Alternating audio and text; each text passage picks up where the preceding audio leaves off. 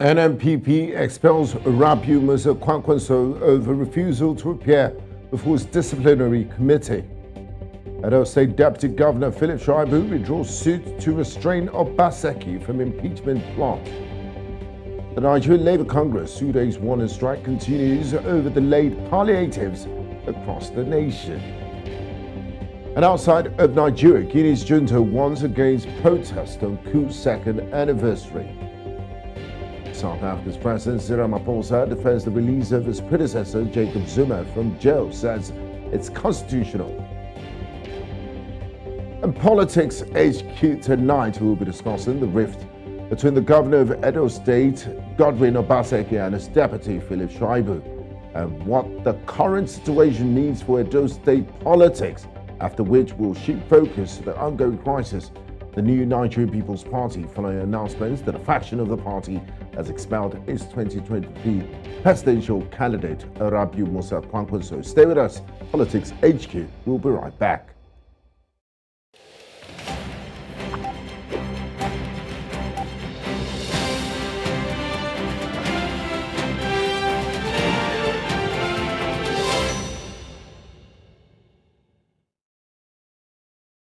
Now, after months of what seems to be disagreements between principal government officers in Edo State, the deputy governor of the state, Philip Shaibu, has finally withdrawn the suit he filed at the Federal High Court to stop alleged plots by the state governor, Godwin Obaseki, to remove him from office.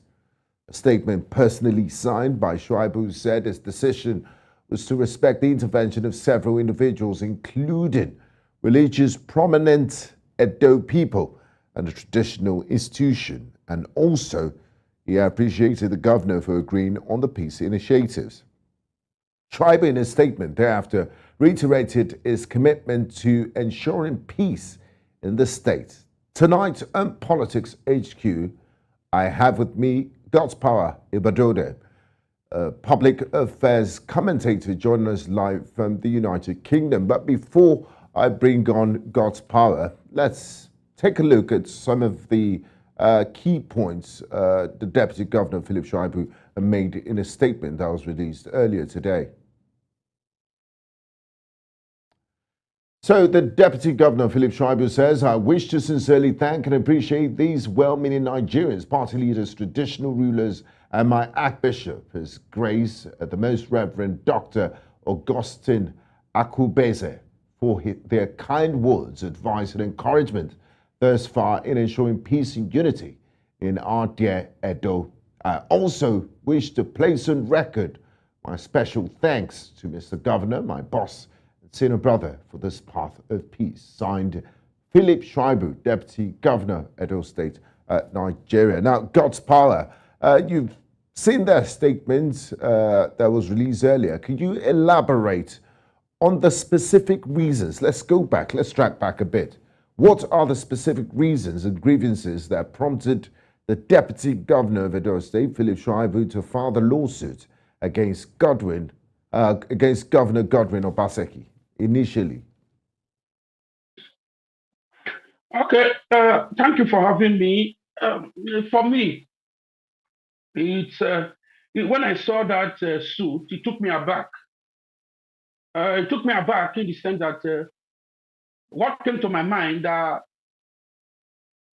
who are responsible in terms of impeachment of a governor, because it's the same process that applies to the governor in terms of impeachment applies to the deputy governor. And also, you also agree with me that the governor do not have the unilateral power to remove the vice deputy governor from office. It is the statutory responsibility of the House of Assembly member, and as such, there must be certain very legal reasons. A case of if the deputy governor has breached the law, by any means, then it becomes the responsibility of the House of Assembly to... Now God's Power, sorry to interrupt you at this point. What led to the rift between the governor and the deputy governor in the first place? one has to be very careful. But again, uh, what titubulated the air, what assumedly transpired, what we were told, what we read on papers, it's as a result of ambition. Uh, we were told that the deputy governor wants to become governor to succeed his principal, and in the course of that, he tend to certain rifts between the governor and the deputy governor. If that is true, what we have read, and I want to say, it appeals to rational reasoning that one is very careful in the sense that Edo State is extrapolated into three senatorial districts. We have the Edo North, we have the Edo Central, and we have the Edo South. And if you ask me, it does not really make logical sense if Shuaibu at this point is nothing an ambition to take over from his principal because like Wike will say, he will say yendeba, yendeba. It means it's turn by turn, conventionally. Now, sorry to interrupt you, God's power. Was there any agreement amongst the leadership of the party that, this governorship position will move between senatorial zones right from 1999 when the former governor, Igbinedion, was governor of Edo State? Have they always stuck to the agreement that the governorship will move between senatorial zones? Has that always been the case in Edo State? If you allow me, when I was in the course of my rendition, I said conventionally, I have not been able to, lay my hands on PDP constitution. But if you listen to Wike's argument when it was the case of the national presidential candidate in PDP, you will hear that at that national level, there are positions for zoning. And again, if I take you to precedence, there are, in the case of, I think, Goodluck Ebele Jonathan, when he was coming, I know PDP, after he has completed that of the late governor, president of the nation, may God rest his soul, Umar Yar'Adua. I remember in one of their stakeholders meeting, Sam Bemudia of blessed memory, and I could remember, I think so, let me not be too specific, made mention of zoning in PDP constitution.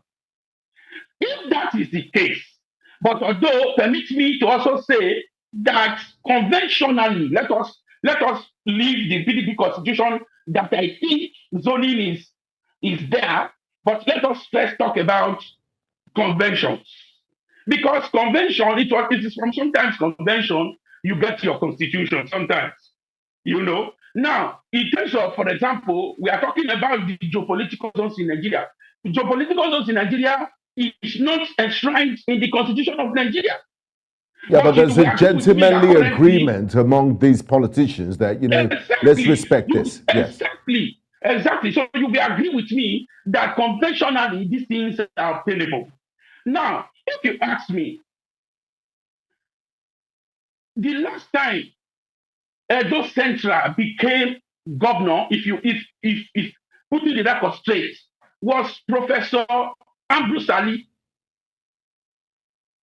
Then, because the law does not recognize Professor Salema Osumbo as governor of Edo State, because I also do believe that he is not entitled to the benefit of retired governors. So as such, Osumbo just was governor for a year plus before the appeal court and the Supreme Court ruled in favor of Adams Oshomole. Adams Oshomole and the current deputy governor comes from the same senatorial district, almost the same village. That is the same man who handed over to Edo Central, Edo South. So it appears to national reasoning that after Edo South have done 8 years, it should conventionally go to Edo Central for equity and fair play. Because that is just the position. So, okay, thank you, God's Power Ibadode. I really wish we could go on, but for a lack of time, we won't be able to proceed with this. Thank you very much, God's Power Ibadode, public affairs commentator, join us from London, England, to discuss the situation in Edo State with regards to the politics between the governor and the deputy governor.